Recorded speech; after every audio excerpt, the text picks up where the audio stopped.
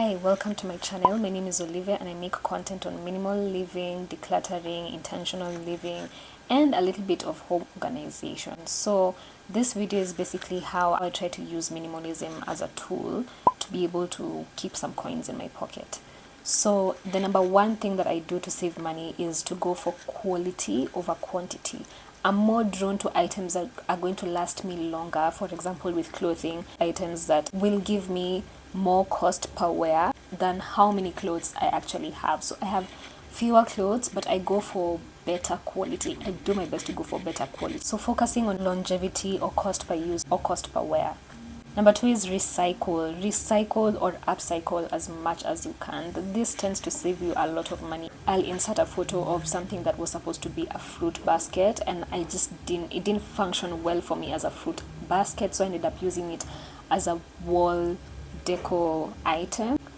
DIY, make what you can. One of the things that I do to save money, especially on cleaning detergent, is to buy the ingredients and make the soap myself.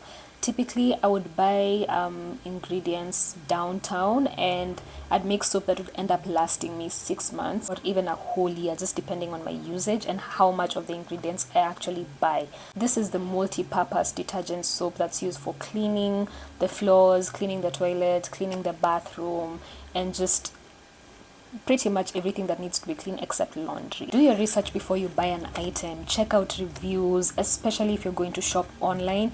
If you know someone that has bought an item that you're looking to buy, find out how their experience has been so that you can have a better outlook of what you're purchasing, and so that you don't end up buying stuff that you regret buying or buying stuff that wears out or falls apart even before you get your cost per use for them.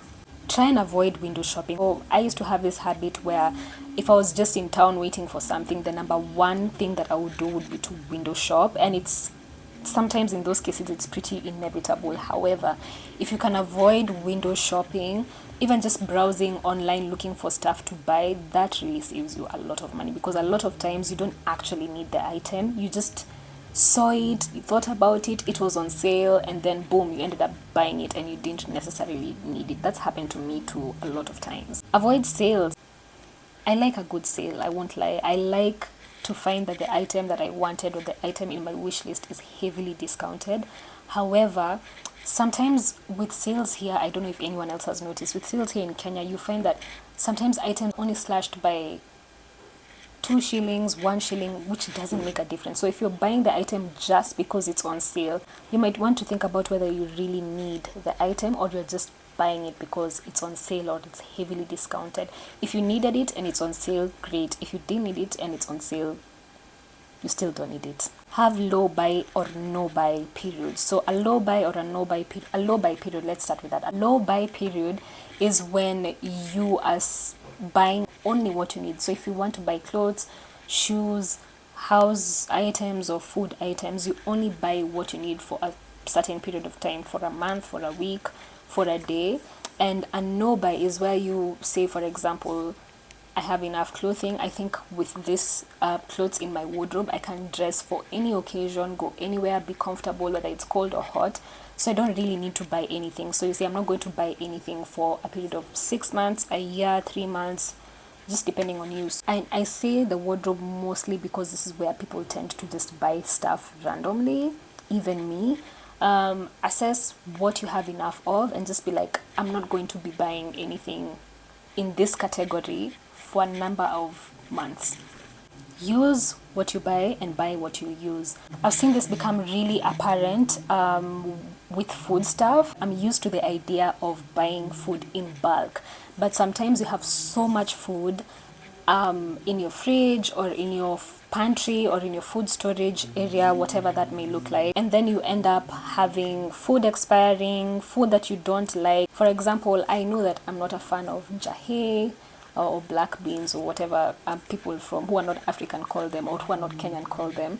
I'm not a fan of matoke. Yeah, I will not actively go and buy matoke or jahe because I know that I will not want to eat them. However, if for some reason they land in my house, I will prioritize them first and eat them so that they can get out of the way. But because I don't typically eat this kind of food, I just don't buy it. typically when it comes to food stuff or anything that you have grown up using or you've been cultured to use, and then you realize, I actually don't like this thing, I actually will never catch myself cooking this, using this, wearing that, then there's absolutely no need to buy stuff that you won't use, love, need. Another basic tip or way to save money is to track your spending and create a budget. It's commonly stated that if you want to know how much you're spending on particular items, that you should have a budget or you should track your spending. And one of the things that's really been fundamental for me and helped me know how much I would typically spend on clothing and how much I would typically spend on food in a month, or how much I would typically spend on my hair in a month, is just to track. And so this gives you a base to create a budget so that you don't go over budget when it comes to some stuff. So I know in a month I spend X amount for shopping, and so for the next month I know that if I go with that exact amount or around the same figure, then I'll still have everything I need. And if I have some money left over, maybe I can just get some nice to have stuff, like stuff that I don't really need or I want, like snacks or something, because I'm a snack person. Yeah, another tip is to just don't spend money you don't need to spend. And what usually happens sometimes, especially when you get money, especially money that you weren't expecting to get, is that mtu huwashwa na pesa. I don't know if this happens to anyone else, but it definitely used to happen to me. And whenever I'd come into some money that I hadn't expected that I would just feel the need to spend it, even if I had really no reason to spend it. Like, I didn't really need the thing I was spending on, or I hadn't even thought of buying the thing. And this helps you manage the things that come into your space, but also help you really manage your money. And so when you come into money that you didn't expect, try save it, try keep it for a rainy day. Just keep it until you figure out what you'd like to spend it on. And yeah, those are my 10 tips on how to save money, or how I save money. Please feel free to drop a comment, like, share and subscribe if you like this kind of content. I'll see you in the next one. Bye.